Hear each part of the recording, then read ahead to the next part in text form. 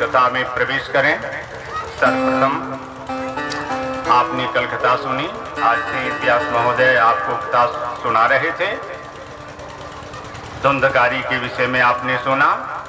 फिर हम पूर्व कथा का एक झलक झांकी आपको दिखा दें ताकि कथा समझने में सुगमता हो। आत्मदेव के यहाँ गाय ने बछड़ी का जनन किया और एक धुंधकारी नाम का बालक भी उधार लिया गया था, धुंधले के वाहन के द्वारा दिया गया था। एक महापंडित हुआ, एक महा दुष्ट हुआ, खल हुआ को परामर्श दिया गया जिससे उन्होंने अपने जीवन को गर्क होने से बचाने का प्रयास किया, संवारने की चेष्टा की। लेकिन माता धुंधली का तो कुछ परिणाम होना चाहिए।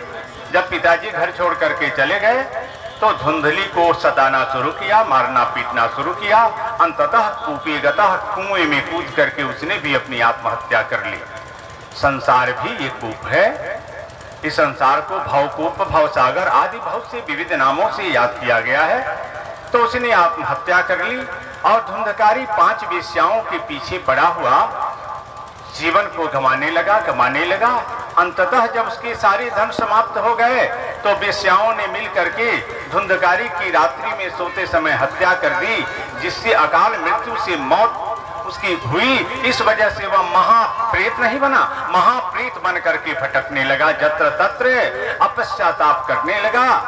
तो इस स्थिति में गोकर्ण महाराज घर छोड़ करके जब बाहर निकल चुके थे, बहुत दिनों के बाद अपनी कुटिया में लौट करके आए, देखा तो वहां कुछ था नहीं।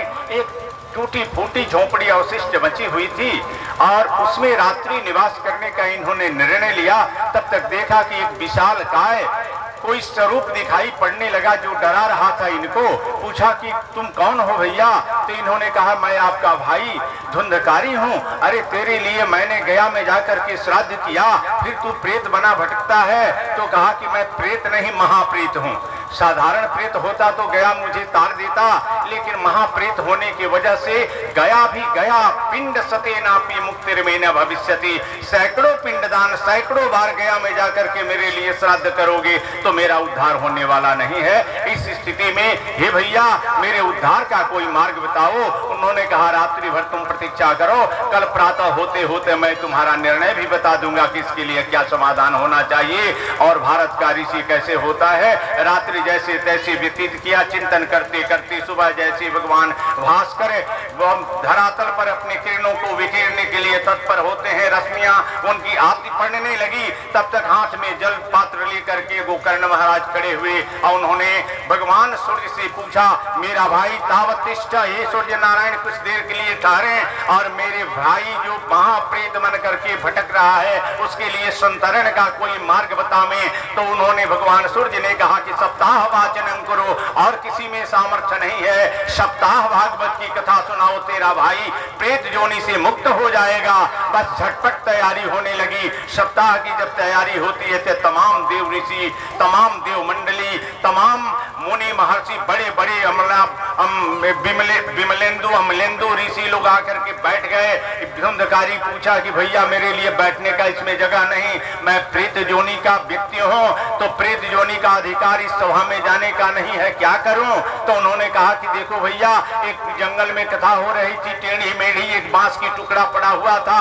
कहा इसमें तुम अपने शरीर को प्रवेश करा दो, इसमें देवता और मुनि बैठने नहीं जाएंगे। तुम अशरीरी हो और वे शरीर धारण करके आए हैं, इसलिए बांस के छिद्र में प्रवेश नहीं हो सकेगा। तुम अपना इसमें बैठ करके कथा का श्रवण करो। कथा लगा श्रवण कर ले। प्रथम दिन की कथा होती है, बांस के एक पोर फट गए। दूसरे दिन की कथा हुई, तीसरे दिन की कथा हुई, चट चट चट। 7वें दिन की कथा समाप्त होती है, 7वां बांस के पोर फट गए और देखा कि एक सुंदर आकाश मार्ग से विमान उतरा और उसमें धुंधकारी जो प्रेत बना भटकता था वो दिव्य स्वरूप पीतांबर धारण किया, चतुर्भुज 4 भुजाएं उसकी हो गई, शंख चक्र गदा पद्म गोविंद का रूप धारण करके विमान पर जैसे बैठने को तैयार हुआ, तब तक समस्त ऋषि मंडली में खलबली मची, हल्ला हो गया कि हम लोग सबों ने एक साथ कथा श्रवण किया तो एक धुंधकारी जैसे महाप्रेत के लिए विमान आया, हम लोगों के लिए विमान क्यों नहीं आया। तो गोकर्ण महाराज ने कहा कि कथा तो सबने सुनी लेकिन गुनी नहीं गई, कथा का निधिध्यासन नहीं हुआ, क्योंकि प्यासा व्यक्ति जितना पानी की चाह लेकर के दौड़ता है उतना बिना प्यास लगे व्यक्ति नहीं ढूंढता है, पानी के महत्व को नहीं समझता है। सुना तो आप सबों ने, निधिध्यासन नहीं किया। कथा के इसीलिए श्रवण भेद से उनके लिए धुंधकारी के लिए विमान आया, आपके लिए विमान नहीं आया। इसलिए पुनः आप कथा के लिए अपने कान को, जैसे मैंने कल बताया था कि कथा के लिए होना चाहिए 5-6 जगहों का वर्णन मैंने किया था, स्थान, ध्यान, कथा का ज्ञान और कथा का गान, और सबसे बड़ी चीज है कथा सुनने के लिए कान। कान यदि ठीक तरीके से कथा नहीं सुन पाए तो आपका बैठना, मेरा कहना, ये दोनों कोई अर्थ नहीं रखता। कान को ठीक कीजिए तो श्रवण फल विभेदे ना, श्रवण के फल में जो भेद आया इसका कारण है कि आप लोगों ने ठीक ढंग से कथा नहीं सुनी। अब तो छटपटाहट ऋषियों को होने लगी और प्रार्थना करने लगे, हे गोकर्ण जी महाराज इस कृपा का बरसात हमारे ऊपर भी करें। वो कथा हुई थी श्रावण महीने में और फिर धुंधकारी की कथा श्रवण कराने के बाद गोकर्ण महाराज ने तमाम श्रोताओं के लिए भादव महीने में कथा का आयोजन किया। और कथा की समाप्ति जब होती है तो जितने श्रोता थे असंख्य विमान स्वयं लेकर के भगवान पहुंचे और सबको विमान में बिठा करके अपने मोक्ष धाम में समस्त श्रोताओं को लेकर के पहुंचे। इसके बाद सूत जी से शौनकादि ऋषियों ने पूछा, भगवान कुछ इसका और विस्तार से हमें सुनाइए। ये कथा श्रवण करने की प्रक्रिया तो आपने बता दी, सप्ताह का वाचन, धन्या भागवती वार्ता प्रेत पीड़ा विनाशिनी। ये भागवत की कथा ऐसी है कि प्रेत पीड़ा से जीव को मुक्ति दिला देने की शक्ति इसमें होती है।